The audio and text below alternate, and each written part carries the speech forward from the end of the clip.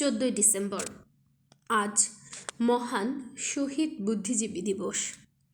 প্রতি বছর বাংলাদেশের 14ই ডিসেম্বর তারিখের দিনটিকে শহীদ বুদ্ধিজীবী দিবস হিসেবে পালন করা হয়।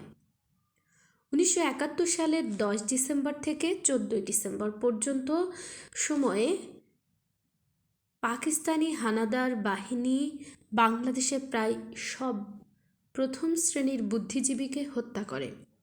এ কাজে হানাদার বাহিনীকে সহযোগিতা করে দেশীয় রাজাকার আলবদর আল-শামস বাহিনী।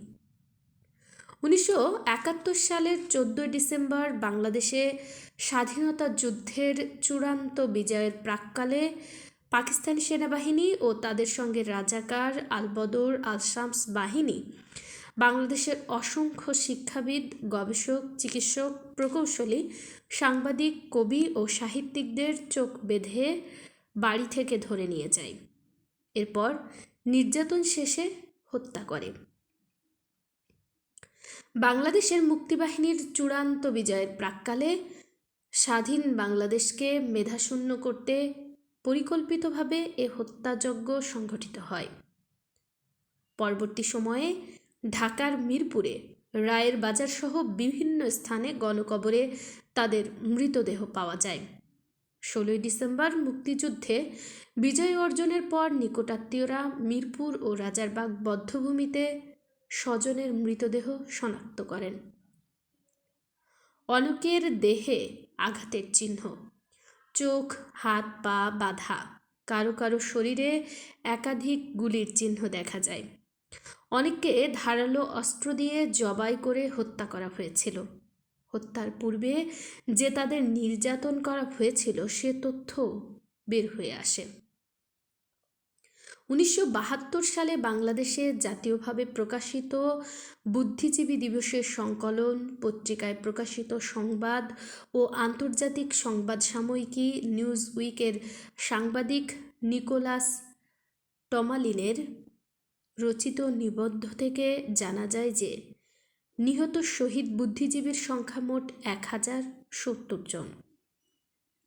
2021 সালের 10 ফেব্রুয়ারি বাংলাদেশ সরকারের মুক্তিযুদ্ধ বিষয়ক মন্ত্রণালয় শহীদ বুদ্ধিজীবী কথাটির একটি সংজ্ঞা প্রদান করেন।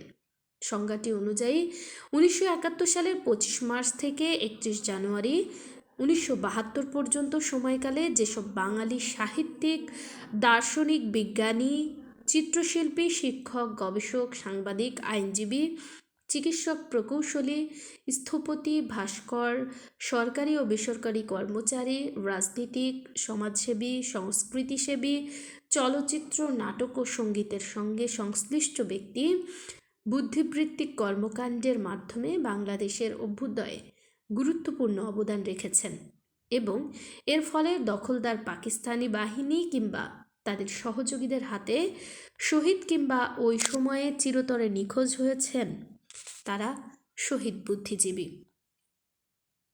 বাংলা একাডেমি থেকে 1994 সালে প্রকাশিত শহীদ বুদ্ধিজীবী কোষগ্রন্থে বলা হয়েছে 232 জন বুদ্ধিজীবী নিহত হয়েছেন, তবে তালিকায় অসম্পূর্ণতার কথাও একই গ্রন্থে স্বীকার করা হয়েছে। 1971 সালে বাংলাদেশের স্বাধীনতা যুদ্ধে নিহত বুদ্ধিজীবীদের স্মরণে ঢাকার মিরপুরে প্রথম শহীদ বুদ্ধিজীবী স্মৃতিসৌধ নির্মিত হয়। স্মৃতিসৌধটির স্থপতি হলেন মোস্তফা হালি কুদ্দুস। 1991 সালে ঢাকার রায়ের বাজারে শহীদ বুদ্ধিজীবী স্মৃতিসৌধ নামে আরেকটি স্মৃতিসৌধ নির্মাণ করা হয়, যা 1999 সালের 14 ডিসেম্বর উদ্বোধন করা হয়। এর নকশা করেন জামিয়াল শাফি ও ফরিদউদ্দিন আহমেদ।